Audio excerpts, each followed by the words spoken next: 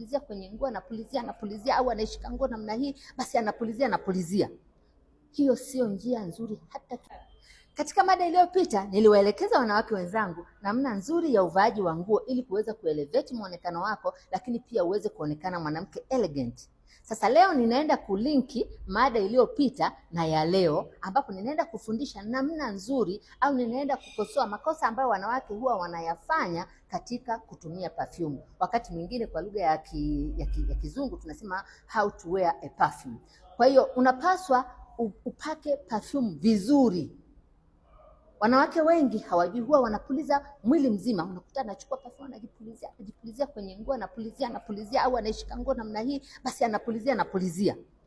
Hiyo sio njia nzuri hata kidogo ya kutumia perfume. Perfume inapaswa kutumiwa katika ngozi ya mwili wa binadamu. Kwa nini itumike katika ngozi badala ya kumwagia kwenye nguo? Kwanza kabisa, ukitumia perfume kwenye ngozi ina vitundu vya vinyweleo ambapo perfume itaingia ndani. Ikishaingia ndani, kama kawaida mwili wa binadamu huwa unatoa jasho, basi na perfume itakuwa inatoka taratibu, ambapo ndio itakufanya sasa perfume yako ikae kwa muda mrefu. Ukiweka kwenye nguo namna hii, perfume inawahi kutoka haraka upepo ukipuliza. Kwa hiyo baada ya masaa machache, 2-3, unashangaa perfume imeshaisha kabisa harufu yake. Sasa ukipulizia kwenye ngozi ndio itachelewa kutoka. Sasa je, ni maeneo gani mtu anapaswa kupulizia perfume? Kwanza kabisa naomba unisikilize kwa makini, kwa sababu sasa ndio ninaenda kukufungulia kodi ili ujue ni wapi ulikuwa unakosea kupaka perfume yako au kuvaa perfume. Kwanza kabisa unapaswa uweke perfume maeneo kama haya. Unapulizia hapa, lakini pia unapulizia hapa.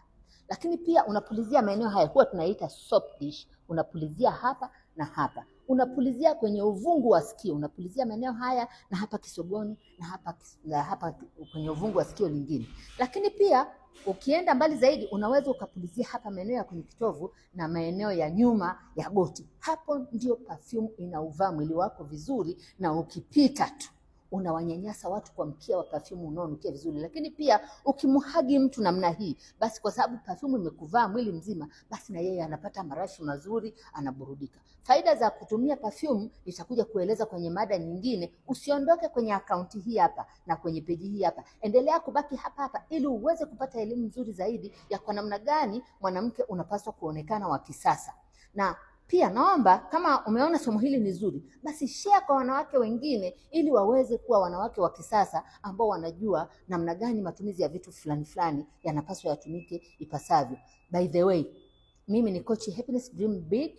Kama wewe mwanamke unatamani kuwa katika vision nilionayo ya miaka 5 ya kuingiza shilingi milioni 10 kwa mwezi kwa kusambaza bidhaa za afya, basi unaweza kunicheki kwa kupitia namba yangu ambayo iko hapo kwenye bio, ili niweze kukusaidia kukupa mwongozo ulio mzuri kabisa.